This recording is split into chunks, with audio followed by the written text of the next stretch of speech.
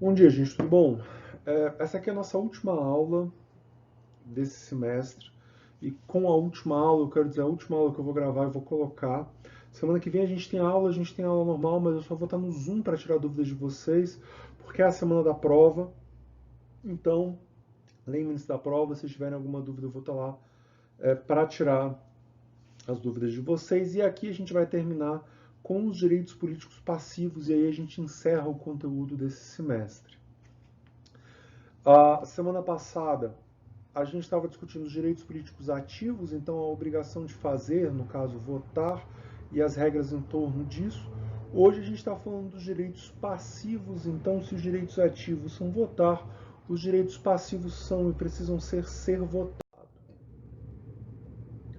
Previsão geral aqui é o artigo 14, parágrafos 3º e 4º. Condições para alguém seja eleito no Brasil, condições para alguém possa ser votado no Brasil. A grande maioria delas é simples e direta, e eu imagino que vocês já as conheçam sem grandes dificuldades. Nacionalidade brasileira, pleno exercício dos direitos políticos, o alistamento eleitoral, o domicílio na comarca de circunscrição e a filiação partidária. Se você quer ser prefeito de Cariacica, você precisa morar em Cariacica. Se você quer ser governador de Vitória, você precisa morar em... Se você quiser ser governador do Espírito Santo, você precisa morar no Espírito Santo. Não é à toa que, às vezes, quando algumas pessoas, figuras públicas, vão se lançar na política, elas escolhem um local que elas têm chance de ganhar. E aí elas mudam o endereço para aquele local e mudam o endereço eleitoral para aquele local para poder se candidatar. Então isso é muito comum, por exemplo, com apresentadores de televisão de certos programas mais sensacionalistas, de se eles têm o interesse de se lançar na política, se lançar em um local, se lançar, por exemplo, para prefeito, se lançar em um local que a audiência dele seja muito alta, porque ele tem mais chance de ser eleito. E aí tem as idades mínimas. Então a gente está falando de 18 anos para vereador, 21 para deputado federal, estadual ou distrital, prefeito e vice-prefeito, 30 para governador e 35 para a presidência da República e o Senado. Datas, idades, tem que ser decorado. E aqui são inelegíveis os inalistáveis e os analfabetos. Quem não pode se alistar não pode se eleger. Uma pessoa que tenha 18 anos e que tenha sido conscrita, potencialmente ela já foi alistada, então vamos lá. Pensem num garoto de 16 anos que se alistou eleitoralmente. Tendo se alistado eleitoralmente, ele está alistado, mas ele é chamado para o serviço militar obrigatório e deseja se lançar na política. Durante o período de serviço militar obrigatório, ele não pode se candidatar, por exemplo, a vereador, que é o cargo que ele poderia, mesmo já estando alistado. Se ele não se alistou ainda e ele se vinculou e ele foi chamado para o exército, ele efetivamente não pode nem se alistar, nem votar. E os analfabetos? Não sei se vocês se lembram, teve uma polêmica em torno do Tiririca, porque o Tiririca foi eleito, mas ele era considerado...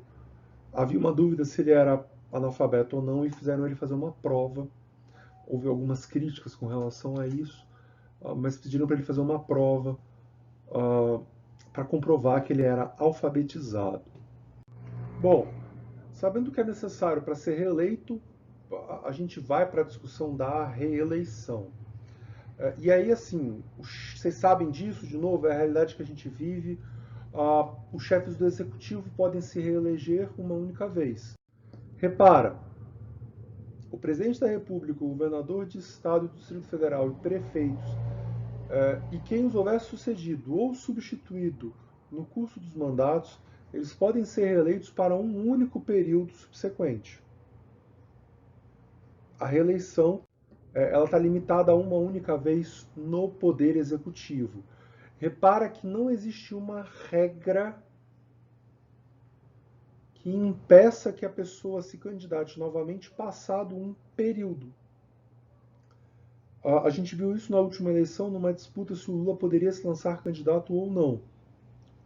O Lula já foi presidente do Brasil, ele já foi reeleito presidente do Brasil, e ele almejava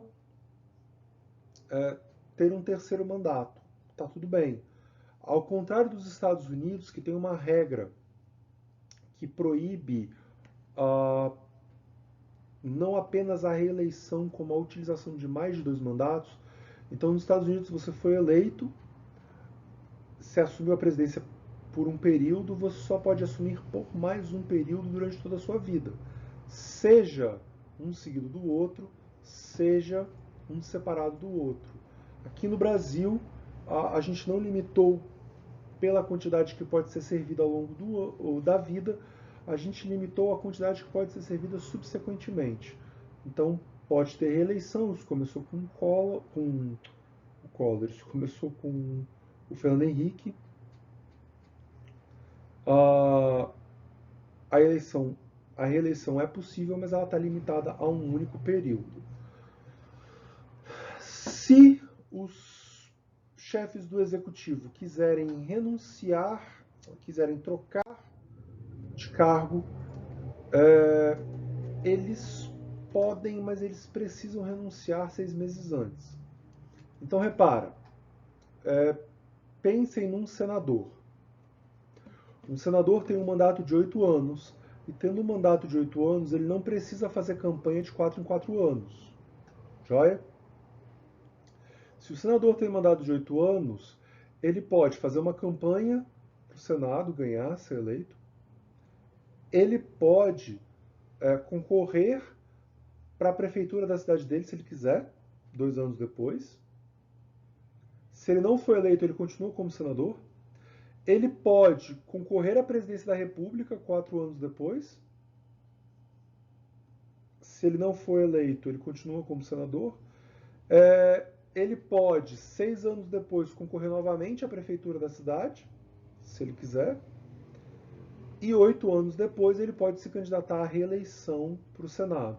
É raro que um senador faça tantas tentativas, mas é muito comum senadores concorrerem à presidência da República, porque eles normalmente são nomes fortes nos partidos que eles representam. Normalmente eles têm uma representatividade popular alta bastante no estado deles para o nome se projetar nacionalmente, e eles não correm o risco de ficar sem um cargo público ao se lançarem candidatos. Então não é incomum na lista de candidatos à presidência da República ter senadores, especialmente quando a gente está falando de partidos pequenos, que a pessoa pode se candidatar sem maiores situações, o que muitas vezes é usado para projetar o próprio partido. Então, o legislativo não precisa sair do cargo para concorrer a outros cargos, o executivo precisa. Então, se um prefeito quiser se lançar candidato ao Senado, ele precisa abrir mão do cargo de prefeito até 6 meses antes do pleito. Se um governador quer se lançar ao Senado, ele precisa sair do cargo do executivo. Então, reparem, o executivo permite uma reeleição, mas qualquer troca de cargo que seja feita no executivo, a pessoa tem que abrir mão do cargo executivo dela, mesmo que seja uma tentativa de trocar de cargo.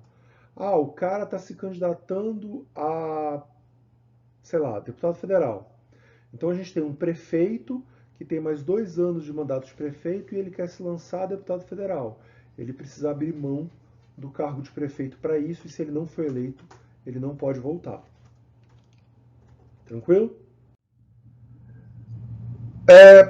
O artigo 14, parágrafo 7º, ele é um dos artigos mais confusos da Constituição. Eu gosto de usar ele para discutir com vocês técnicas de interpretação. Vamos lá, vamos ler o artigo. São inelegíveis no território de jurisdição do titular o cônjuge e os parentes consanguíneos ou afins até o 2º grau ou por adoção, do presidente da República, de governadores de estado ou território, do Distrito Federal, de prefeitos ou de quem os haja substituído dentro dos 6 meses anteriores ao pleito, salvo se já titular de mandato eletivo e candidato à reeleição. Devagar aqui. São inelegíveis o cônjuge e os parentes consanguíneos ou afins até segundo grau ou por adoção no território de jurisdição do titular, do presidente da República, de governadores de estado ou território, do Distrito Federal, de prefeito ou de quem os haja substituído dentro de 6 meses anteriores ao pleito, salvo se já titular de mandato eletivo e candidato à reeleição. Uma coisa que vocês podem fazer quando vocês estiverem lendo um artigo que está cheio de vírgulas como esse, é tentar entender como reescrever esse artigo, como escrever esse artigo de uma maneira mais direta. Repara, são inelegíveis quem? Os cônjuges e os parentes consanguíneos ou afins, ou até o segundo grau, ou por adoção. Joia. De quem e onde? Do presidente da República, de governadores do estado ou território, do Distrito Federal, de prefeitos ou de quem os haja substituído dentro dos 6 meses anteriores ao pleito, no território de jurisdição do titular, salvo se já titular a mandato eletivo e candidato à reeleição. Se vocês colocam, por exemplo, que no território de jurisdição, eu só mudei a ordem das frases, só isso. No território de jurisdição do presidente da República, de governador de estado ou Distrito Federal, de prefeito ou de quem os acha substituído dentro dos 6 meses anteriores ao pleito, são inelegíveis o cônjuge e os parentes consanguíneos ou afim, até o segundo grau ou por adoção, salvo se já titular de mandato eletivo e candidato à reeleição. É mais fácil de entender o texto. Quando vocês se depararem com artigos de lei que tem muita vírgula, vocês podem tentar entender do que a vírgula está falando, onde ela começa e onde ela termina, e tirar aquela informação e reestruturar ela. Foi o que eu fiz. Eu peguei uma informação quebrada, que estava entre vírgulas, e eu reestruturei ela. Eu ainda resumiria mais, teria que aí mudar a palavra. Eu chegaria e falaria que no território de jurisdição do chefe do Poder Executivo, ou de quem o estiver substituído, são inelegíveis os parentes consanguíneos ou afins até o segundo grau ou por adoção, salvo se já titular de mandato eletivo ou candidato à reeleição. Para mim, pegar o cargo, chefe do Poder Executivo, facilita. Por quê? Porque a gente tem 3 chefes de Poder Executivo: o presidente, os governadores e os prefeitos. Essa proibição é uma proibição que vai afetar o governo federal, o governo estadual e a prefeitura, a depender do cargo. Então, por exemplo, Bolsonaro. Boa parte da família Bolsonaro é uma família que está vinculada à política. Por que era possível que o Bolsonaro e os filhos dele fossem eleitos no mesmo estado? Primeira coisa, porque todos eles estavam vinculados ao legislativo. E a partir do momento que todos eles estão vinculados ao legislativo, o legislativo não impede. A primeira grande inelegibilidade, ela vem do Poder Executivo. Joia. Agora que Bolsonaro é líder do Poder Executivo Federal, a família dele não pode se candidatar para nada a nível federal, estadual ou municipal, porque é dentro da jurisdição enorme Brasil. Pô, mas então os filhos do Bolsonaro que já foram eleitos não podem se candidatar à reeleição? Podem, porque essa é a exceção. Um novo parente do Bolsonaro, e por parente eu quero dizer cônjuge, parentes consanguíneos ou afins até o segundo grau ou por adoção, esse parente está limitado à reeleição. E aí eu preciso discutir com vocês parentesco. Então a gente vai pegar um modelo padrão. Nosso modelo padrão, vai ser o Mário e a Chloe. Eles estão bem no meio da nossa família. Mário é prefeito. Mário é governador. Governador funciona melhor. Joia? A gente quer saber quem da família pode se lançar na política no estado que Mário é governador. Primeira coisa que a gente tem que ver é quem são os parentes de primeiro grau do Mário com a Chloe. Então, a Carolina e o Pedro, os pais de Mário, são parentes de primeiro grau. A Paola e o Santiago, os pais da Chloe, são parentes de primeiro grau. Carolina e Pedro, parentes consanguíneos. Paola e Santiago, parentes afins. A Laura, a filha do Mário, é uma parente de primeiro grau. E o Gael, o filho, é um parente de primeiro grau. Como é que você soma parentesco, então? Como é que você sabe qual é o nível do parentesco? A primeira coisa que você faz é fazer uma árvore genealógica e contar mesmo qual é a geração que a família está. Feito isso, a gente precisa saber quem são os parentes em segundo grau. Os parentes de segundo grau, nesse nosso exemplo, vai ser o Francisco e a Júlia. Francisco é o irmão do Mário, Júlia é a esposa. A Carla e a Laura. A Carla é a irmã do Mário, a Laura é a esposa. O Tiago, que é o irmão da Chloe. E o Samuel, que é o neto dessa família. O neto do Mário, também é parente de segundo grau. Repara, a forma que você tem de contar parentescos é ver quais galhos da árvore genealógica você precisa passar para chegar até o antecedente comum. Tranquilo? Nesse contexto, nesse exemplo que a gente está trabalhando, no estado que Mário é governador, as únicas pessoas que podem se candidatar a um cargo nessa linha seria a Paola, o Antônio e o Rafael, porque eles são, todos eles, parentes de terceiro grau do governador do estado. E por que eu falei do governador e não do prefeito? Porque o que eu estou dizendo é que, dentro do estado, qualquer cargo que tenha vinculação com aquele estado ou com aquela prefeitura, e todas as prefeituras do estado, ele é limitado pelo apoio que Mário pode dar. Ele é limitado pela figura do governador. Então, se isso for o Espírito Santo, Paulo, Antônio e Rafael são os únicos que podem se candidatar a senador, deputado federal, deputado estadual, prefeito ou vereador. Porque é o que está abaixo da jurisdição de governador. Repara, se Pedro Silva, se o pai de Paulo... Esse amarelo ficou horrível. Se Pedro Silva, se o pai de Paulo... Vou pegar outra cor aqui.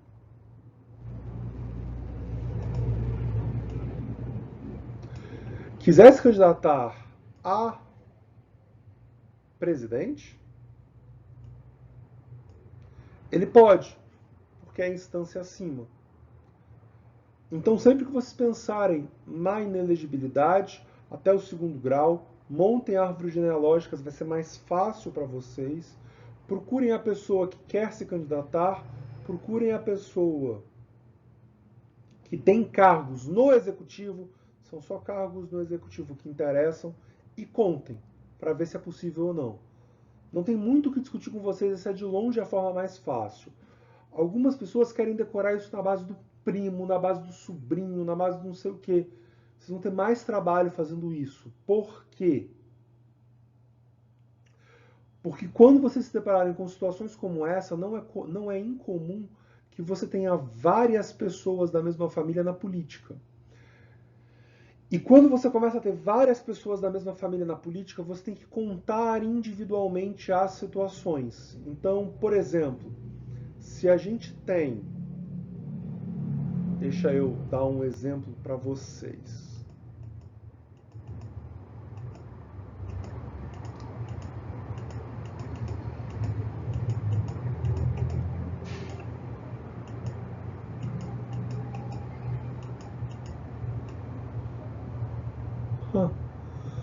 A gente tem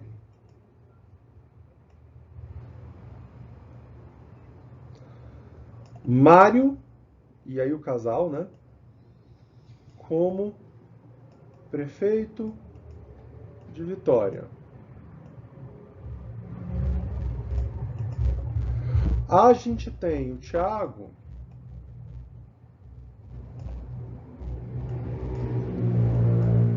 como deputado federal. E a gente tem a Júlia como governadora do Espírito Santo.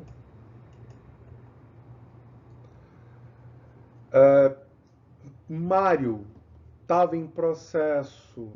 Mário já tinha sido eleito. A Júlia foi eleita na eleição seguinte. Mário não impedia nem Thiago nem a Júlia, porque é prefeito de Vitória, isso aqui são cargos estaduais.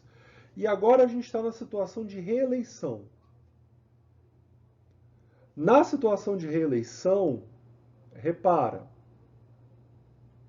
para Mário, e aí eu vou usar o roxo, Mário vai se candidatar à reeleição, mas Mário impede Chloe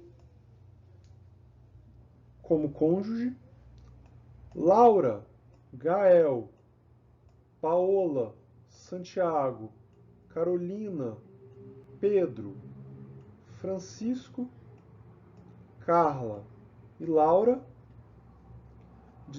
e como parentes de primeiro e segundo grau, e o Samuel também, e o Rafael,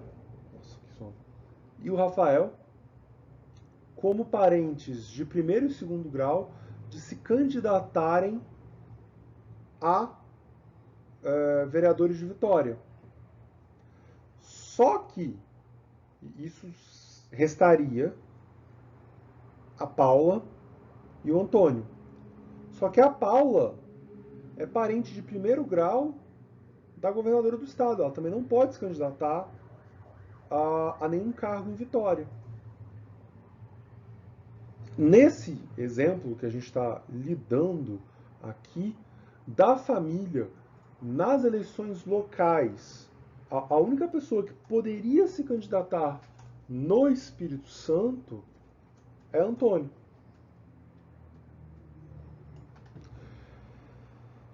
Porque Antônio é parente de terceiro grau da Júlia e do Mário. Então ele está fora da esfera tanto do prefeito de Vitória, ele pode se candidatar para vereador em Vitória se ele quiser, quanto do governador do estado. E reparem que eu não falei nada de Thiago, porque Thiago não é relevante. Thiago é deputado federal. Perceberam? É por isso que quando vocês se depararem com uma família que tem mais de um candidato no executivo, coloquem a árvore genealógica para vocês saberem quem pode se candidatar e como, façam essa árvore. É de longe a forma mais fácil de vocês controlarem essa situação. Bom, eu falei para vocês que cônjuges não podem efetivamente lançar candidatos. A gente sabe disso. Minha pergunta é: Mário é prefeito de Vitória. Mário e Chloe se divorciam. Chloe pode se candidatar à prefeitura de Vitória e disputar o cargo com o Mário? A resposta é não. Tem uma súmula 18 do STF, que efetivamente, a súmula vinculante de 18, que efetivamente impede isso. Então, a dissolução do vínculo conjugal não vai, de maneira alguma, afastar a inelegibilidade. Não é porque as pessoas se separaram que durante o mandato seguinte, a eleição seguinte, na verdade, não o mandato, já vai poder se candidatar como ela quiser. A limitação persiste. Tranquilo? Joia? O artigo 17 ele não está bem, o artigo 14, parágrafo 7 não está bem escrito, mas ele, quando você entende a lógica por trás dele, quando você entende que são parentes até segundo grau do chefe do executivo, que não sejam candidatos à reeleição, é fácil de manter. É só vocês saberem contar. Uma dificuldade que algumas pessoas têm é contar os graus de parentesco. Não tentem pensar, faz a linha e conta.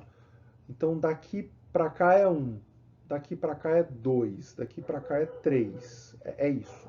É tão somente isso. Daqui para cá é 1, daqui para cá é 2. Morreu o assunto. Tenham essa noção. Eu não sei se vocês conseguem ver o meu mouse, na verdade. Enfim, tenham essa noção. Contem os galhos da árvore genealógica, que a vida de vocês fica mais fácil. Existe uma situação especial. Como militar não pode ter filiação partidária, o artigo 14, parágrafo 8º, ele criou uma exceção. Ele cria e reconhece a possibilidade de um militar se candidatar. Se o militar tiver menos de 10 anos de serviço, ele deve se afastar. Se ele tiver mais de 10 anos de serviço, ele só é afastado quando ele for diplomado.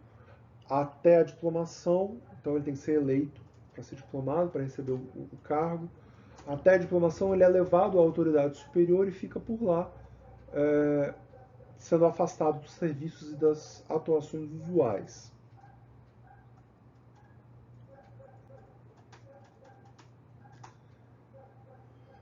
E aí, a lei complementar, o parágrafo 9 fala que uma lei complementar pode estabelecer outros casos de inelegibilidade, que é a lei da ficha limpa. Nada demais até aqui, só batendo bola, coisas que vocês a princípio têm noção. O mandato eleitoral ele pode ser impugnado na justiça, os prazos da justiça eleitoral são curtíssimos, e a impugnação tem que correr em segredo de justiça, e o autor dessa impugnação vai ser responsabilizado se ele não tiver provas ou se for provado a sua má-fé. Reparem que quando a gente fala de impugnar candidatura, a gente está controlando quem pode se lançar candidato. Pode parecer muito severo que o autor seja punido se ele fez isso de maneira temerária ou se ele fez isso de má-fé. Mas a intenção aqui é garantir o uso funcional da democracia. Então, se a gente pudesse sair impugnando e fazendo acusações levianas, essas acusações levianas seriam usadas para uma situação eleitoreira. Sabe aquela lógica do eu nunca fui acusado de nada? Você seria acusado de alguma coisa só para as pessoas te chamarem de corrupto, só para falarem que onde há fumaça há fogo. Durante a eleição, esse tipo de acusação é muito comum, e quando essa acusação sai da esfera política e vai para a esfera jurídica, ela ganha uma problemática muito concreta. É por isso que essa possibilidade de punição existe. Direito eleitoral, em geral, é uma matéria extremamente interessante para ser trabalhada. Se vocês pensam em advogar, é uma área que dá dinheiro, porque os prazos são muito curtos. Normalmente você tem que ser conhecido para isso, mas é uma área que por vezes ela é ignorada. As remunerações dela tendem a ser altas, justamente de novo porque os prazos são muito curtos e prazos curtos forçam trabalhos rápidos. Em todo caso, sempre que a gente estiver discutindo uma mudança legislativa a nível eleitoral, eu quero destacar para vocês o artigo 16 da Constituição. O artigo 16 fala que a lei que alterar o processo eleitoral ela entra em vigor na data de sua publicação. mas ela não se aplica a eleições que ocorram até um ano da sua data de vigência. O que a gente quer dizer com isso? Se a lei eleitoral entrou em vigor hoje, ela não vai se aplicar para as eleições desse ano, justamente por causa desse um ano de vigência. Então, se há uma mudança na lei eleitoral, por exemplo, a lei da ficha limpa, ela só vai passar a valer na eleição que acontece até um ano depois. Foi por isso que na aula passada eu falei para vocês que a lei da ficha limpa não esperou angariar as assinaturas necessárias. E foi proposta como uma lei parlamentar comum para poder ser aprovada a tempo das eleições. E aqui já a gente começa a ver que é vedada a cassação de direitos políticos no Brasil. Só ocorre perda ou suspensão com um cancelamento da naturalização, e aí você perde, ou eles são suspensos com a incapacidade civil absoluta enquanto ela perdurar e com a condenação criminal transitada em julgado enquanto durarem seus efeitos. Esses são de longe os 3 mais importantes causas de perda de direitos políticos. Além deles, a gente tem a recusa de cumprir uma obrigação a todos imposta ou uma prestação alternativa, mais raro, e a improbidade administrativa, que não é a mesma coisa que corrupção, que também pode acontecer. Por exemplo, o Temer foi condenado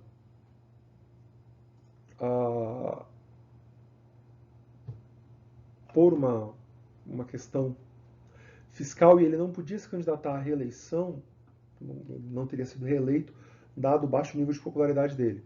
Mas ele não podia se candidatar porque ele teve uma condenação por ter doado mais dinheiro do que ele poderia doar para um partido político, o partido dele. Ele doou, eu não lembro os valores exatos, mas o valor que ele doou um valor fechado e esse valor ultrapassava um pouco a porcentagem legal. Isso não é exatamente corrupção, pelo menos não como a gente entende como tal, mas isso foi considerado uma violação e acabou gerando a perda da capacidade de eleição dele. Bom, quando a gente fala da recusa de cumprir uma obrigação a todos imposta, a gente está falando do artigo 5º, inciso 8º, e aí a gente está falando dos direitos por motivo de crença religiosa. Você pode exigir o respeito à crença religiosa, contanto que esse respeito não te exima da obrigação de uma obrigação geral a todos imposta. Nada demais até aqui. E o exemplo clássico é quando a gente está discutindo as Forças Armadas e a gente está discutindo o serviço militar obrigatório. Eu já dei esse exemplo para vocês na aula sobre ela está gravada, né? Eu já dei esse exemplo para vocês na aula sobre as liberdades, aquela aula maiorzinha que eu gravei. Joia!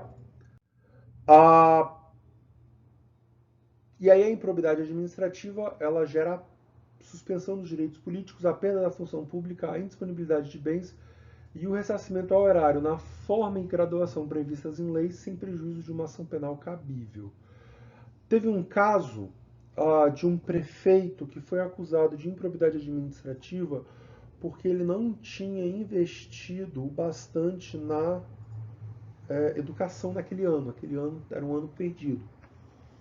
E aí qual é a situação? Isso é muito comum em prefeituras, especialmente no interior do país.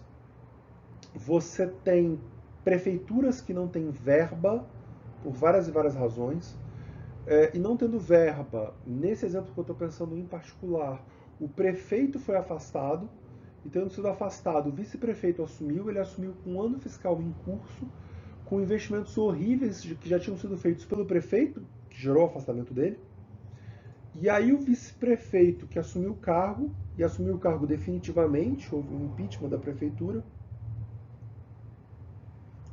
ele foi obrigado a escolher porque ele não tinha dinheiro para isso. Se ele investia em saúde ou na educação, ele não tinha condições de investir nos dois, e ele optou pela saúde à época, porque a educação já estava perdida naquele ano e ele ia se preocupar com isso no ano seguinte. E ele foi punido por uma improbidade administrativa com a suspensão dos direitos políticos. Ele não perdeu a função porque ele conseguiu terminar o mandato, mas a improbidade administrativa nem sempre está ligada com a corrupção, pelo menos não diretamente ligada. O conceito de improbidade administrativa é mais amplo do que o conceito de corrupção por si só.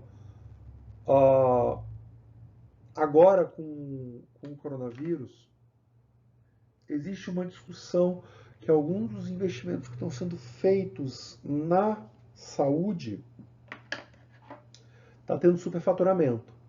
Se for comprovado o superfaturamento, você vai ter comprovação da improbidade administrativa, não necessariamente de um processo de corrupção.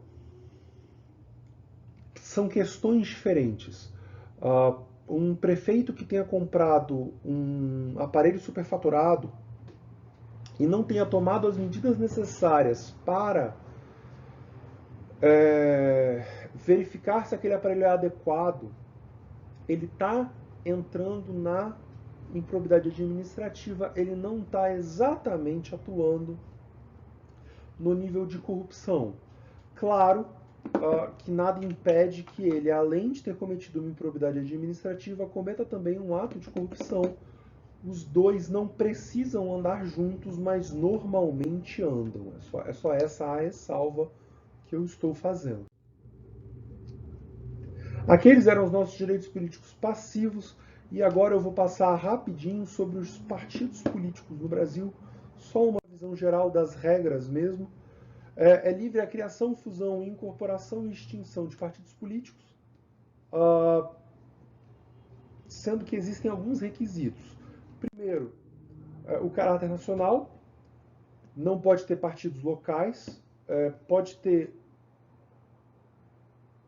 o braço do partido local, mas não o partido local. Então você pode ter, por exemplo, o PL ou o Democratas, né? O Democratas, e o Democratas vai ter uma representação no Espírito Santo, e aí você tem um braço do Democratas no Espírito Santo, você tem PT, que é um partido nacional, com um braço do PT no Espírito Santo, você tem o MDB, que é um partido nacional com um braço do MDB no Espírito Santo. Não pode ter um partido que seja só capixaba. É proibido o recebimento de recursos financeiros de entidades ou governos estrangeiros ou subordinados a esse. Então, sei lá, se uma empresa chinesa quiser investir em um partido político no Brasil, como essa empresa é estrangeira, não pode. Se uma filial de uma empresa chinesa, mas uma filial brasileira, quiser investir num partido político, se for comprovada a subordinação dessa filial à empresa estrangeira e a subordinação da empresa estrangeira ao governo chinês, normalmente são, especialmente quando a gente está falando de estatais chinesas, também não seria possível. Estou usando a China porque a China tem um mercado enorme, e o mercado chinês é um mercado potente o bastante para isso acontecer. A preocupação do investimento chinês na política americana é uma preocupação que é feita, já que nos Estados Unidos empresas podem doar, e aí quanto mais influência a China tem na economia, mais influência ela tem na política. E os Estados Unidos começava a se preocupar com isso. De novo, isso vai ser usado por todos os partidos envolvidos para o seu bel prazer. Reparem que o Trump foi acusado de, e é um ótimo exemplo, o Trump foi acusado de ter recebido apoio russo, e ele respondeu que não faria sentido ele receber apoio russo, porque ele é muito vigoroso no combate aos russos, ao mesmo tempo que ele falou que apoia algumas medidas que o Vladimir Putin toma. Política não é sobre verdade, política é sobre convencimento. Tenham sempre isso em mente, e essas discussões, tentar entender elas pelo viés jurídico, vocês não vão conseguir. Muitas delas precisam desse viés político. E aí, assim, Os partidos, eles têm liberdade para atuar, bem ou mal, eles não são obrigados. Eu estou tentando acelerar um pouquinho porque eu não quero, eu estou tentando evitar gravar aulas muito grandes. E essa aula já está indo para 40 minutos. E assim, muito do que é cobrado de vocês nessa parte da matéria é texto da legislação. Então, é por isso que eu estou indo um pouquinho mais rápido do que eu normalmente faço. Bom, os partidos, eles têm o regime, eles têm a liberdade para definir os seus regimes e as suas estruturas internas, então como eles vão se lançar candidatos, como é que você escolhe as lideranças, tudo isso depende do próprio partido. Nada demais até aqui, só que atualmente, e quando eu falo atualmente, isso foi implementado bem recentemente, as eleições majoritárias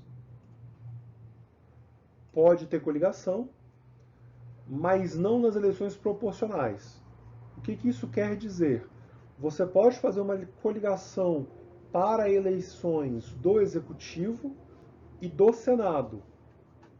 Todas as outras eleições não pode haver coligação. E aí reparem que essas coligações não se vinculam em nenhum âmbito. O que eu quero dizer com isso? É perfeitamente possível e perfeitamente normal que a nível nacional 2 partidos se aliem para eleger o presidente, mas a nível local de certos estados, esses partidos sejam oposição.